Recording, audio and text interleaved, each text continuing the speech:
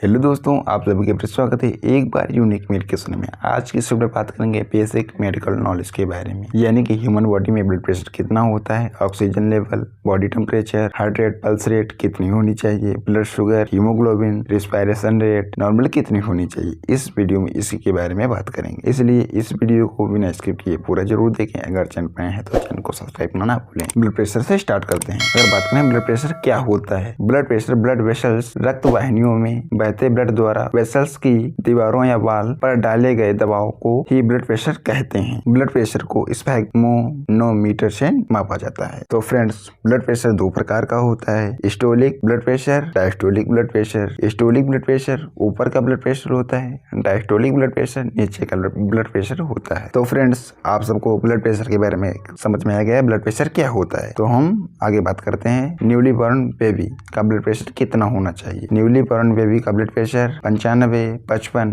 mmHg होना चाहिए। mmHg का मतलब होता है millimetre of mercury. Young adult का ब्लड प्रेशर 120-80 mmHg होना चाहिए। In old age 150-90 mmHg blood pressure होना चाहिए, यानी कि बूढ़े लोगों का 150-90 mmHg ब्लड प्रेशर होना चाहिए। अगर बात करें हाई ब्लड प्रेशर के बारे में, तो 140-90 mmHg ब्लड प्रेशर है तो आपका हाई ब्लड प्रेशर है, आपको दवा लेने की जरूरत है। Very high blood pressure 150-95 mmHg। अगर आपका 150-95 ब्लड प्रेशर है तो आपको डॉक्टर से सलाह लेना है, हॉस्पिटल में एडमिट हो जाना है, तभी आपका ब्लड प्रेशर नॉर्मल होगा। तो फ्रेंड्स, अब बात करते हैं ऑक्सीजन सैचुरेशन के बारे में। SpO2 का मतलब होता है saturation peripheral oxygen. Oxygen level को ऑक्सीमीटर द्वारा चेक किया जाता है कि आपका ऑक्सीजन लेवल कितना है। आपको साइड में इमेज में दिख रहा होगा, ऑक्सीमीटर में ह्यूमन बॉडी यानी कि किसी भी व्यक्ति की उंगली को रखा जाता है, फिर इसको थोड़ी से बटन को प्रेस किया जाता है, उसके बाद उसमें लिख कर आ जाता है कितना की ऑक्सीजन बॉडी में है। तो अब बात करते हैं सामान्य ऑक्सीजन लेवल के बारे में। सामान्य ऑक्सीजन लेवल 94% होता है। अगर बहुत अच्छा ऑक्सीजन लेवल है तो कितना होना चाहिए। ऑक्सीजन लेवल बहुत अच्छा ऑक्सीजन लेवल 95 से 100% होना चाहिए। थोड़ा सा कम ऑक्सीजन लेवल 90 से 93%। बहुत कम ऑक्सीजन लेवल 90% से कम। अगर आपका 90% से कम ऑक्सीजन लेवल है तो डॉक्टर से सलाह लें, उसके बाद ट्रीटमेंट स्टार्ट करें। तो फ्रेंड्स, आप समझ के बॉडी में ऑक्सीजन लेवल कितना होता है और कैसे चेक किया जाता है। तो फ्रेंड्स, अब बात करते हैं बॉडी टेम्परेचर को, बॉडी टेम्परेचर के बारे में। बॉडी टेम्परेचर को हिंदी में शरीर का तापमान भी कहते हैं। बात करें हम बॉडी टेम्परेचर को कैसे नापते हैं, तो बॉडी टेम्परेचर को डिजिटल थर्मामीटर से मापा जाता है। थर्मामीटर को बॉडी के किसी भी पार्ट में या फिर साइड बगल में या फिर मुंह में लगाया जाता है। थोड़ी देर बाद वह बता देता है कि शरीर का कितना टेम्परेचर है। अब बात करते हैं नॉर्मल टेम्परेचर के बारे में, यानी कि सामान्य तापमान कितना होना चाहिए बॉडी का। 92 से 98.6 डिग्री सेल्सियस नॉर्मल टेम्परेचर होना चाहिए बॉडी का। थोड़ा सा कम बॉडी टेम्परेचर 98 से नीचे होगा तो थोड़ा सा कम बॉडी टेम्परेचर होगा। थोड़ा सा ज्यादा टेम्परेचर 99.0% अगर बॉडी टेम्परेचर है तो थोड़ा सा टेम्परेचर बढ़ा हुआ है। बहुत ज्यादा टेम्परेचर 100 से 102 डिग्री सेल्सियस अगर टेम्परेचर है बॉडी को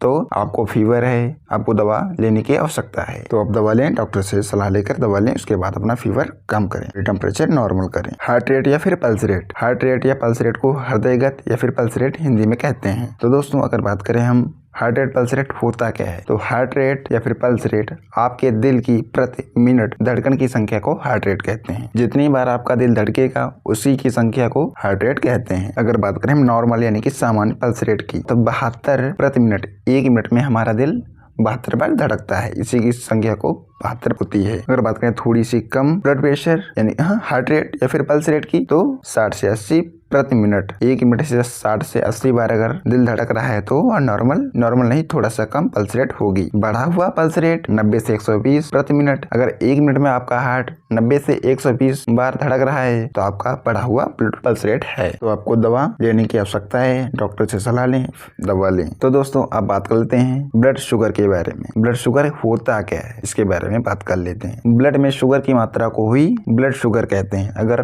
ब्लड में शुगर की मात्रा बढ़ जाती है तो वो डायबिटिक पेशेंट हो जाता है, डायबिटीज का पेशेंट हो जाता है। शुगर को ग्लूकोमीटर द्वारा मापा जाता है कि कितना शुगर लेवल है ब्लड में। शुगर दो टाइप पर डिपेंड करती है, फास्टिंग यानी खाना खाने से पहले, पीपी यानी पोस्ट प्रेंडियल यानी कि खाना खाने के बाद का शुगर कितना है। अगर बात करें हम फास्टिंग शुगर के बारे में, तो यह 70 से 90 mg प्रति DL होता है। DL का मतलब डेसीलीटर। अगर बात करें पोस्ट प्रेंडियल शुगर यानी कि खाना खाने के बाद कितना शुगर होना चाहिए, तो 110 से 120 mg प्रति DL होना चाहिए। डायबिटिक, अगर किसी का शुगर लेवल 125 mg प्रति DL है तो वह डायबिटीज या डायबिटीज का पेशेंट है। अगर किसी पेशेंट का 125 mg प्रति DL शुगर लेवल है तो उसको दवा लेने की आवश्यकता है। अगर आपका इससे कम है, 120 तक है, तो आपको शुगर नहीं है, आपको कोई दवा लेने की जरूरत नहीं है। दोस्तों अब बात करते हैं हीमोग्लोबिन के बारे में। हीमोग्लोबिन को शॉर्ट में FBHB भी कहते हैं। तो दोस्तों बात करते हैं हीमोग्लोबिन होता क्या है। हीमोग्लोबिन एक प्रकार का प्रोटीन होता है